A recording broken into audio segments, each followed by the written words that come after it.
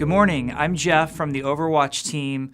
Very excited to be here with an awesome developer update because we are introducing the 24th hero to Overwatch today. So we're here to talk about Orisa. Orisa is a brand new character. A lot of you probably haven't heard of her before, but she has a really cool backstory. So we want to talk a little bit about that and introduce you to how Orisa came to be. So I'm going to back way up to the Omnic Crisis, which, as many of you know, was this terrible world war that happened where robots sort of took over the world. Humans fought back. Overwatch was a big part of that. We eventually struck peace with the Omnics, but during that Omnic Crisis, there were many different Omnic units used in the battles. So, as you know, Bastion, as an example, was one of those units that was used in the battle. Well, there was another unit called the OR-14, which was specifically a unit designed to fight against the humans and be part of the Omnic Crisis. Well, fast forward many years later, after the Omnic Crisis, peace has been struck. We're in the city of Nimbani, where humans and Omnics get along great. It's actually one of the most technologically advanced and peaceful cities on the planet. But they start to run into some strife from a local villain who you might have heard of before. His name is Doomfist. And in order to start to guard against Doomfist's attack and protect the city against any other dangers that might come about, the citizens of Nimbani developed a more advanced version of the old OR-14 unit, which they, not surprisingly, called the OR-15. So it was one version higher. Well, the OR-15s initially were okay and suited for battle, but they eventually lost horrifically against Doomfist, specifically in a battle that took place in the Nimbani airport. And most of the citizens of Nimbani just gave up on the OR-15, said, they failed miserably. They're laying in pieces scattered throughout the airport terminal. This is no good. We give up on these things. Well, there was a young girl who didn't give up hope. Her name was Ify. She was an extremely smart girl, excellent at science, robotics, mathematics, programming. She still had hope. She still believed in what these OR-15 units were supposed to do for her city. So she sort of, as a scrappy young girl, took the pieces back to her workshop, worked on this unit, and created the evolution to what the OR-14 and 15s were and named it Orisa. And she made a single heroic unit that wasn't supposed to be part of a huge battalion, but was supposed to be a specific individual hero, and named it Orisa. So Orisa, in terms of the timeline of Overwatch, is a brand new hero just on the scene. So we have yet to see what Orisa is really going to do.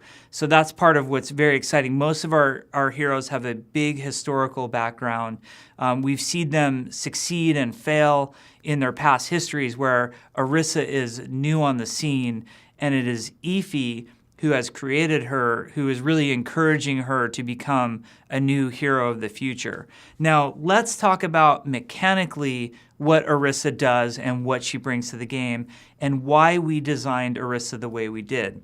So let's talk about her abilities first. First of all, she's a tank.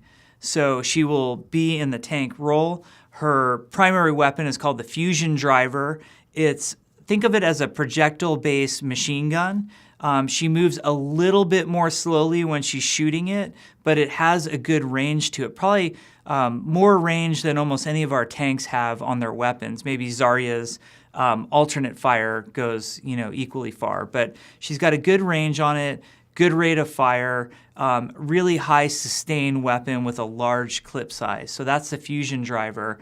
The alternate fire ability on the Fusion Driver is of extreme utility. So it sends out basically a pulse. Think of Zarya's Graviton charge, which is Zarya's ultimate, but it sends out a single pulse out from her, and then you can click your alternate fire again, and it will bring any affected targets within its radius for a very short period of time. So it's like a little mini graviton surge that she can do more often. And mostly she's using it for positioning or repositioning her targets.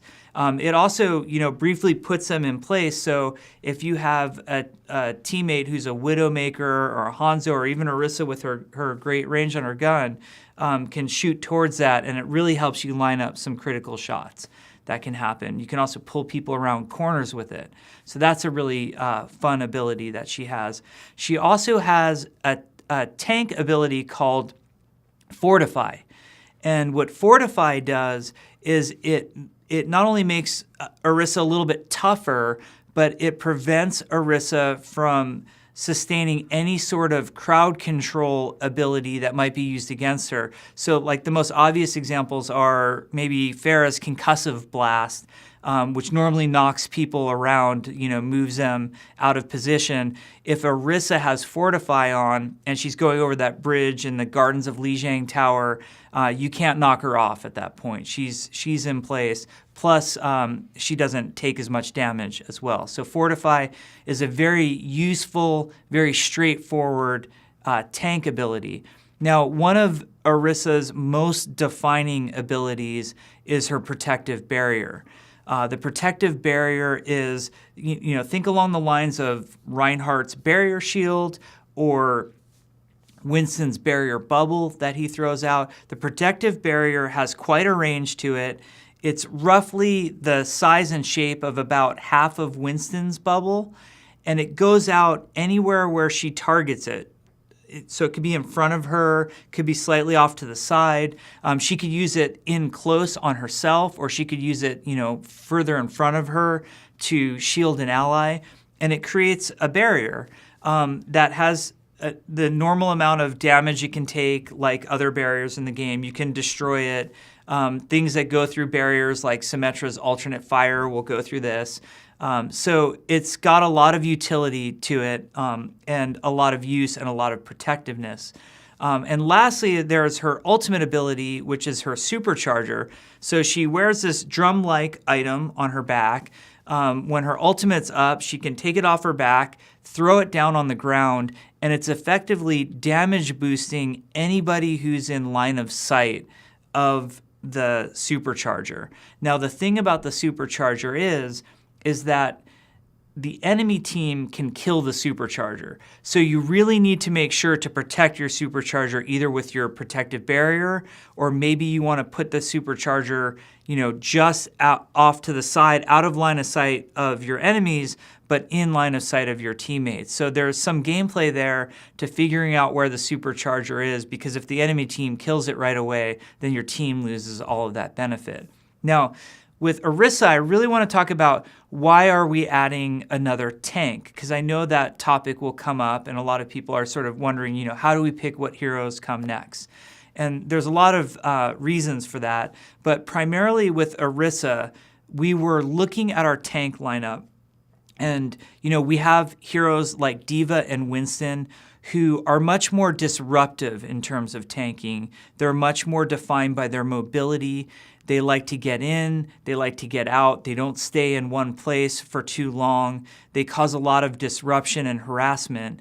You've got somebody like Roadhog, who he's all about punishing people who are out of position and positioning himself to punish people who are out of position. So, he plays a very different sort of role. But we were spending a lot of time looking at Reinhardt and saying, what really defines Reinhardt and why is he so important and critical to Overwatch? And we started to describe Reinhardt, the term that we would use on the development team was we'd call him an anchor tank. And what we mean by that is that Reinhardt almost anchors the entire team. The team, with a properly positioned Reinhardt, the team builds and positions around Reinhardt.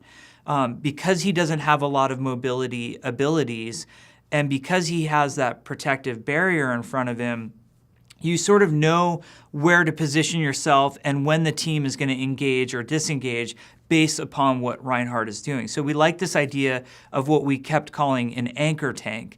And we felt like players needed more options in that sort of anchor tank role. We wanted another tank that teams could build around and position around. And even though we think that tanks like Winston and Diva are really great in what they bring to the game, they're not necessarily bringing what Reinhardt was bringing.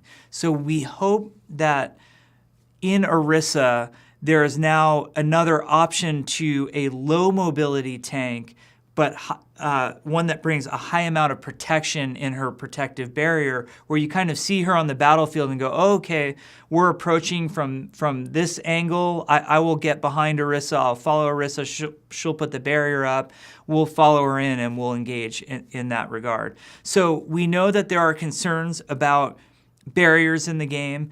We've actually, we've been working on Bastion, retuning him to be more effective against barriers. We do have some very effective heroes against barriers right now. For example, Symmetra with her alternate fire goes directly through them. Obviously, Reinhardt's Fire Strike goes through barriers as well. Junkrat's grenades do tremendous damage to barriers and will melt them very quickly.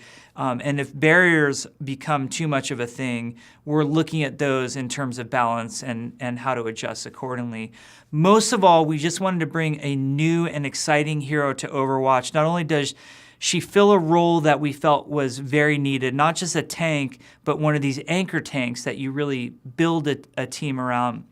We also felt like Orisa was visually challenging. We often hear that, when it comes to female characters, they tend to be more limited in their size and appearance, where the male characters get these really big and challenging visual designs that are very exciting, and we've heard a lot of desire to have a very visually challenging female character. So that was fun for us to explore as well. So we really wanted to bring that to Overwatch. And most of all, we wanted to bring a really cool hero with a lot of backstory that really rounded out our current cast.